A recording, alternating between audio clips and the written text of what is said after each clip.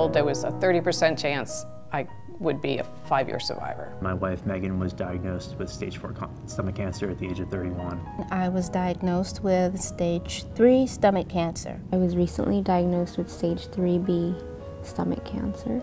I was diagnosed with stage 4 stomach cancer in April of 2008 when I was only 40 years old.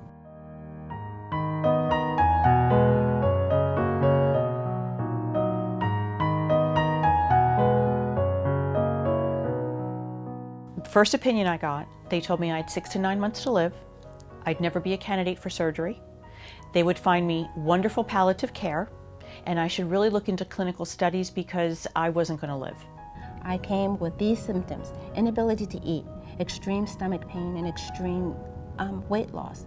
What Debbie's Dream Foundation does is bring awareness to alert doctors so that they respond to people when they come in with these specific complaints.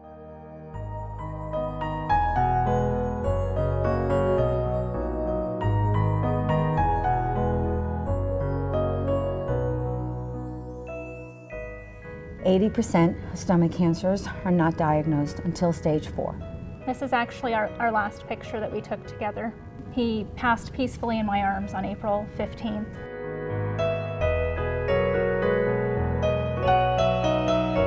Her condition deteriorated and she got weaker and weaker during the day.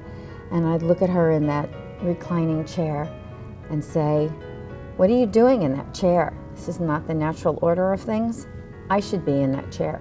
And after he died, I just said, this is crazy, because I'm a nurse. I was a hospice nurse at the time, and I became his hospice nurse.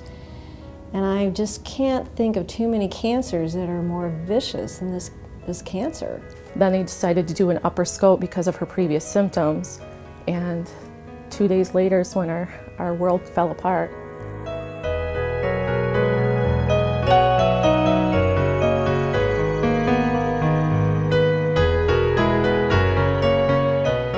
The hardest part is that first month or so before you know what you're doing and you don't have a plan yet.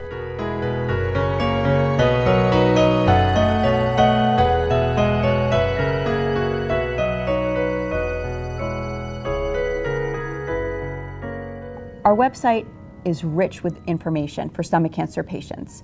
The first and I think most important thing is our Patient Resource Education Program, which we abbreviate PREP. This is a valuable information resource because the patient advocacy groups have access to the available clinical trials in the United States, and they can take the time to explain what is a clinical trial, why are clinical trials important. It was a place to go and find some expertise from people who had walked through the experience. They really understood what I was talking about in a way that people in my real life didn't. I started helping her through this PrEP program where we mentor other cancer patients and we help educate them. The doctor's unfortunately so busy, it's hard to get all the information you need from them, so you have to find other sources to get a network of support. We prepare people for the journey they're about to take. I'm a stage 2 survivor. Debbie is a stage 4 survivor. We have PrEP mentors that are stage 4 survivors. There is hope. One of the nice things about being a chair of the gala is the fact that we are actually able to help people directly. On the same day of the gala, earlier in the afternoon, there is a symposium that's going to be held, and it's webcasted all over the world where people can actually call in and ask questions of these specialists, and these specialists also put on lectures, and it's a really, really informative session with literally the top stomach oncologist in the world. We're seeing a change in the epidemiology, in the biology of this cancer, where it's becoming a disease of middle age. And if we combine esophagus and gastric cancer, we're talking about a disease that affects about 40,000 Americans a year.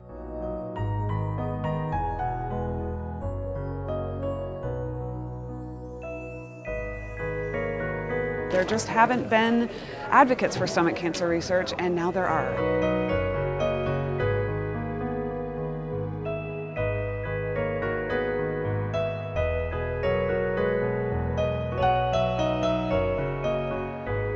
Probably what really brought us here and got us with Debbie's Dream Foundation was our son, Austin. Austin wrote our senator and begged him to support his daddy's fight, just like that. Will you wear a ribbon in support of my daddy? She walked in and the people were not very receptive, and they said, well, we never heard of stomach cancer. And she said, well, that's sort of the point of why we're here.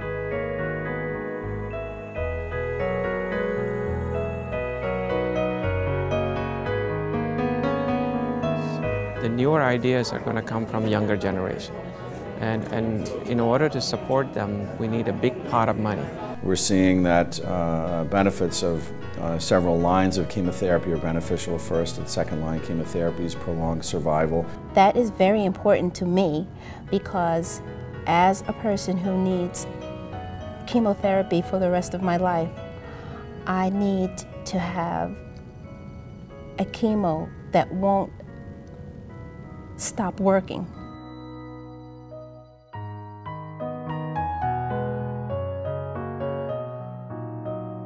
So we have two things that we're asking congressional legislators to help with.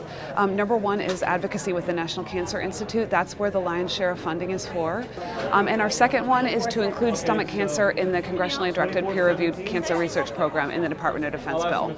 The squeaky wheel gets the grease, and the more we talk about an issue, the more our congresspeople and senators have to pay attention to it. Because of the fact that we're not quite sure why there's an increase in stomach cancer in young people or how to combat it, I want to make sure that there's additional funding so we can find out those answers. Our goal is to find a cure for stomach cancer. And we need everybody as a team to do this, and we need to band together. Raising stomach cancer awareness, raising funds for new trials, personally it's not going to help me, really. It's not going to help my wife, but I feel like it's the right thing to do. And for other people that are going to go through this, because there are a lot of people, over 10,000 families every year, that are going to lose somebody to gastric cancer. And there's certain numbers, the incidence is growing in young people. And it doesn't seem fair when you have people that want to fight and that there's not things out there for them that they qualify for. I have numerous patients who are doing extremely well, and I'm always looking for them, and I want to convert all of my patients to successes like Debbie, so that's what keeps us going.